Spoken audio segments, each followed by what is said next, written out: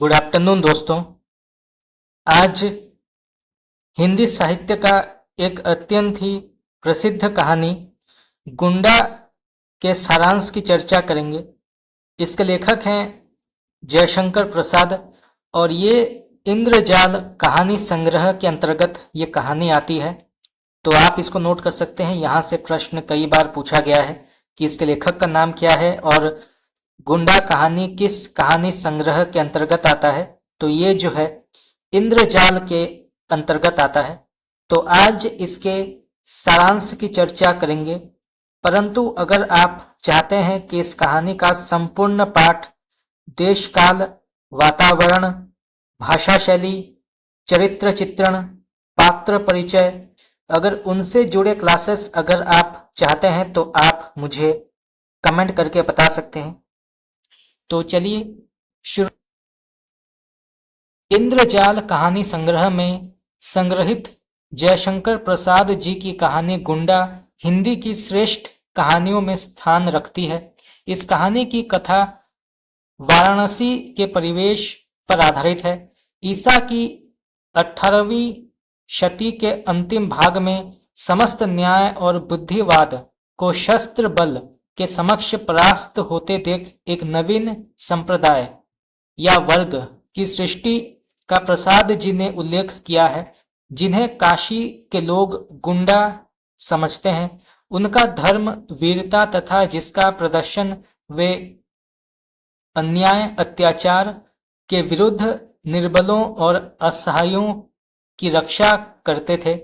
ऐसे ही एक पात्र नन्हकू सिंह का इस कहानी में जिक्र है, जो काशी के प्रतिष्ठित जमींदार बाबू निरंजन सिंह का वीर पुत्र है। जीवन की किसी अलभ्य अभिलाषा के पूर्ण न होने पर वह मानसिक चोट से घायल हो जाता है, परंतु स्वाभिमान के साथ निर्भय होकर अपने साथियों को लेकर काशी की गलियों में घूमता रहता है।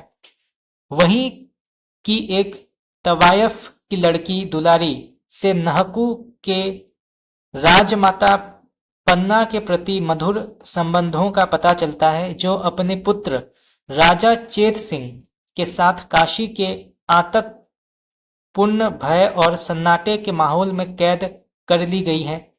जब दुलारी के माधयम से नहुक सिंह को इस बात की जानकारी मिलती है तो उसका मन अधीर हो उठता है। वह अपनी जान पर खेलकर अपने साथियों के साथ उन्हें उस कैद से आजाद करने के लिए निकल पड़ता है।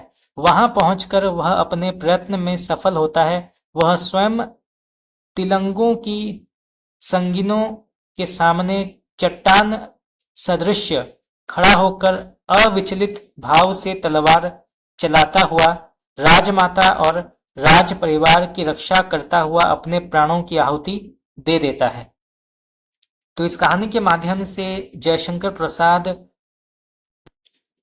ने बाबू नहकू सिंह के चरित्र को इस प्रकार से उजागर किया है कि बाबू नन्हकू सिंह की प्रेयसी थी पन्ना, परंतु राजा बलवंत सिंह द्वारा उसे बलपूर्वक रानी बना लिए जाने पर नन्हकू सिंह अपना घायल हृदय या दिल लेकर काशी का गुंडा बन जाते हैं।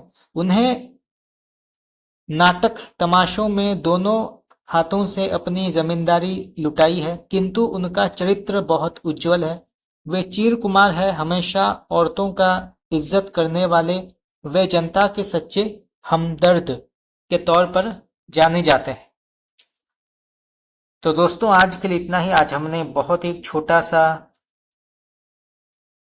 समीक्षा या सारांश हम कह सकते हैं गुंडा कहानी का आज हमने डिस्कस किया। अगर आप चाहते हैं कि इस कहानी का संपूर्ण पाठ मैं आपके लिए लाऊं तो आप मुझे कमेंट करके बता सकते हैं। बहुत ही प्रसिद्ध कहानी है। परीक्षाओं में यहाँ से 2 से 3 प्रश्न आते हैं। जैसे इसके पात्रों के बारे में कई बार प्रश्न आता है, ये कहाँ से, इसका देश काल क्या है, इसका वातावरण क्या है, इसके बारे में प्रश्न आते हैं। तो इसके बारे में जानना अत्यंत ही आवश्यक है। तो आज के लिए इतना ही। अगर आप लोगों को मेरा क्लास अच्छा लगा तो आप मुझे बता सकते हैं। आपका बहुत बहुत धन्यवाद।